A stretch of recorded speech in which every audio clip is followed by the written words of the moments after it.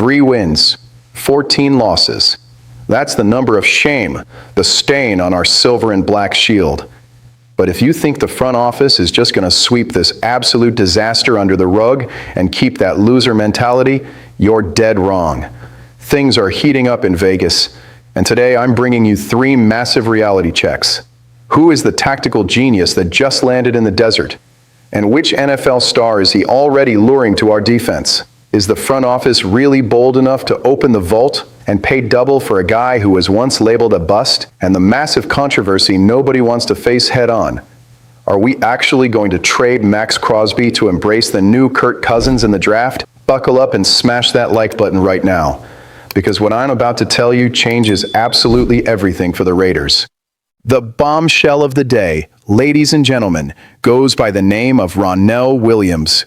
Oh, Ryan, who is this guy? Just a linebackers coach? Are you kidding me? It's going down, Raider Nation.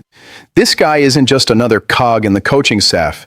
He's the master key to fixing the biggest gaping hole in our defense. And on top of that, recruiting the absolute cream of the crop in free agency. The raw truth is, we poached Williams from the Philadelphia Eagles, and the guy has a resume that borders on the absurd. Just to give you a real sense of it, when he was with the Chicago Bears, he straight up turned Roquan Smith into an all-pro monster for 3 straight years. With the Eagles, the guy took Zach Bond, tweaked his position, and the dude ended up 4th in Defensive Player of the Year voting. Williams' tactical philosophy is pure brutality. Downhill aggression, a maniacal focus on stopping the run, and blitz packages that will drive any offensive line absolutely insane. This is the definitive end to that ridiculous passiveness that made us rage all year long. But here's the kicker and the real practical impact on our cap space. Hiring Williams acts as a massive magnet for the open market. You know Nakobe Dean? Insane 25-year-old linebacker who's hitting free agency because Philly doesn't have the cash. As soon as Williams was announced here, Dean started flooding social media with messages hyping it up. The fit is so obvious, it's almost unfair. And it doesn't stop there.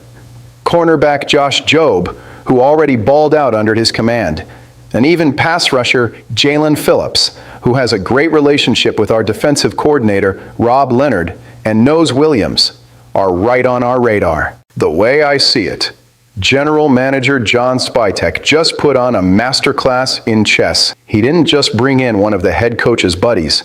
He brought in a relentless mentor who's going to use our mountain of cap space to convince his former pupils to wear the silver and black. If Nakobe Dean doesn't land in Las Vegas in the coming months, I swear I'm deleting this channel. They identified that the middle of our defense was soft and went after the most meticulous teacher in the NFL.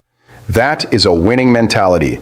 Bring in the guy who teaches and who brings elite talent right along with him. If you thought the Shockers stopped there, hold on to your hats.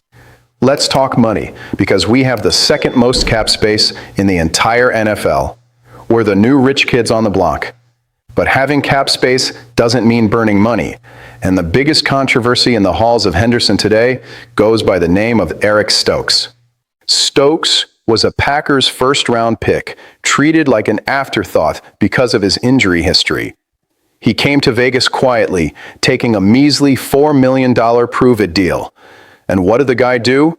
He shut everybody up, played 16 games, and locked down receivers to the point of being ranked the 19th best corner in the entire league by Pro Football Focus. He was an absolute dog in our secondary. But now the bill is due, and it's going to cost double to keep him. You've got fans crying, $8-10 million on one guy is absurd. You know what's absurd? Having a defense that gives up deep balls every single drive. Spytek himself took to the mics to air out this season's dirty laundry. He brought up that game against the Chicago Bears, where we had multiple turnovers, got a kick blocked, and just completely gave the game away. The GM made it crystal clear that our roster failed bizarrely at the fundamentals and dug this 3-14 hole. You have one of the worst rosters in the league. You find an oasis of talent in the secondary, and you're going to send him packing just because his price tag went up? That is pure amateur hour. If the Raiders let Stokes walk, we open up a massive tactical crater on defense and destroy the locker room culture.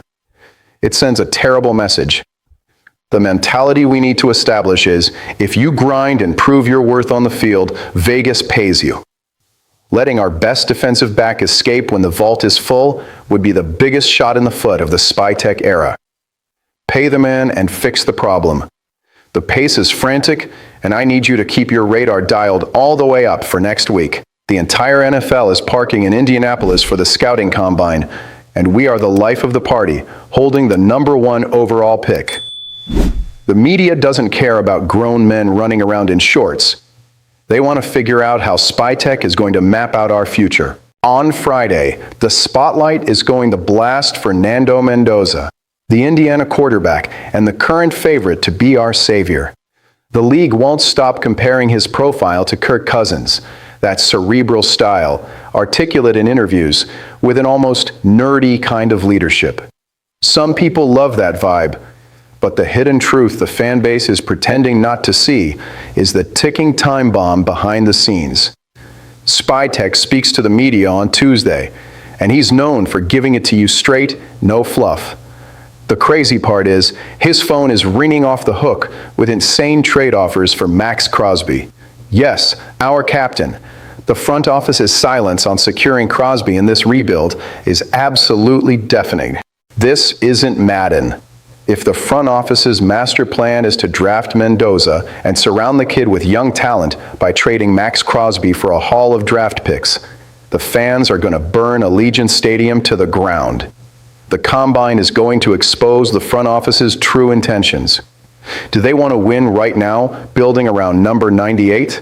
Or do they want to throw in the towel completely and hard reset the franchise on the shoulders of the new Kirk Cousins?